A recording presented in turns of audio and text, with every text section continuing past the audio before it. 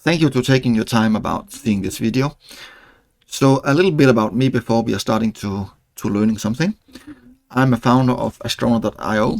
It's a e-learning platform for people that want to take simulations before they're going up for the CNCF certifications, the community of the cloud native. You can visit on Astronaut.io. That would be in the description too. I am a Kubernetes specialist. I spend all of my time to Kubernetes, and I see myself as a very big cloud native enthusiast. And then I love to learn out of what I'm doing. So in this case, I'm a public speaker. I'm speaking on different meetups and conferences. That's a little about me, and I think it's time to go into the content of this videos. Hello and welcome for this video.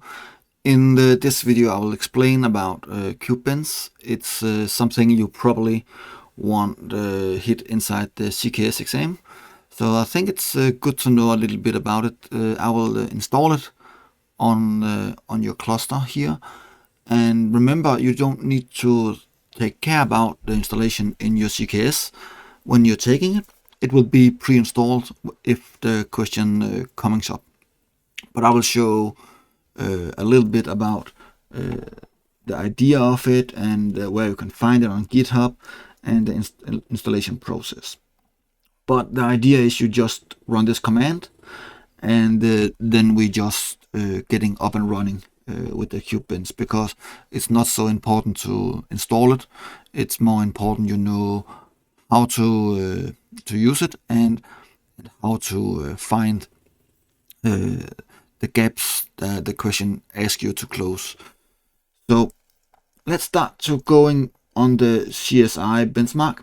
It's a Center for Internet Security, and they have making the best practice of how to close down the Kubernetes in different ways.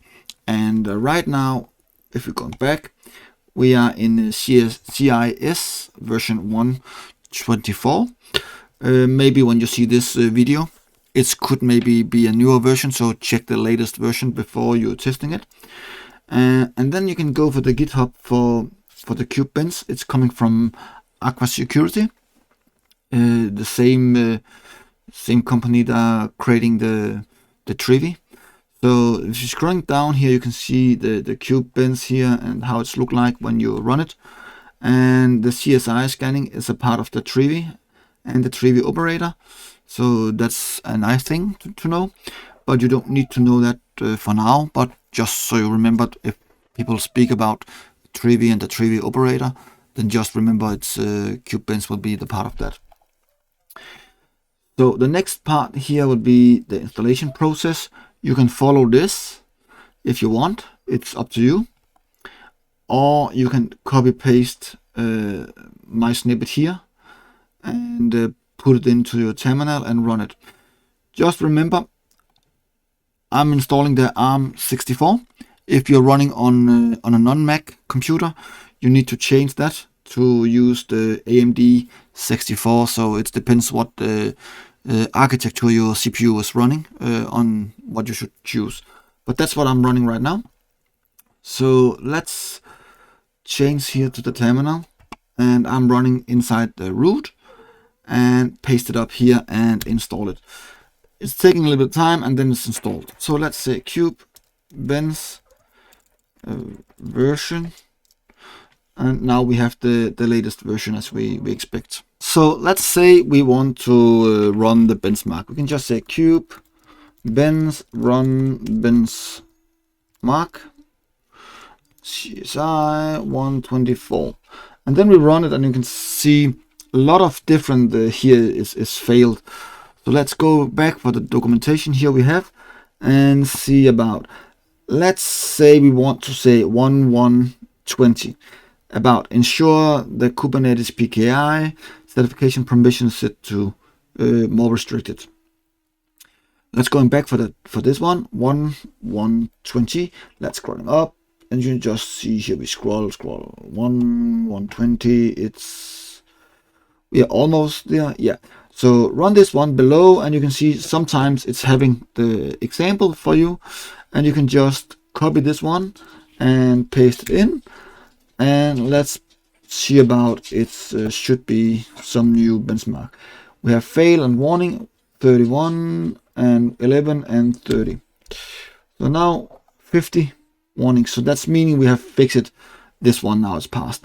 And that's how we can use it. So let's take one more and say we will ensure the kubelet service file permissions to set to 600 and restrictive. This is failed. So let's say 411. Let's scrolling it up and see what's going on. 411. Let's scroll. 411. And again, it's having some snippets here. And we can just copy that and paste it below. And if we run it again, it should remove one of the failure to 10, and that's how to do it. So that's how you can use the Kube-bench, and be sure you're just fixing everything that is staying inside the exam. So it's very simple, and it should be straightforward to do this. But it's very good to know how Kube-bench works. So this, I know, will be one of the shortest video I have in this series of preparing to the CKS exam. But I think it's very important to know how Kube-bench work and how you could solve the problems. Because what I've tried in the CKS exam and I've failed the exam, I see this is one of the common question about to doing some fix small issues, and it's a very cheap point to get if you just know how the Kube-bench are working. So thank you for watching this video, and I really hope you enjoy that. And if you have any questions, please make a comment below, and I hope you want to like this video, and of course subscribe my channel to get more videos from me and new content. So please subscribe to the channel, and hope to see you next time. See ya.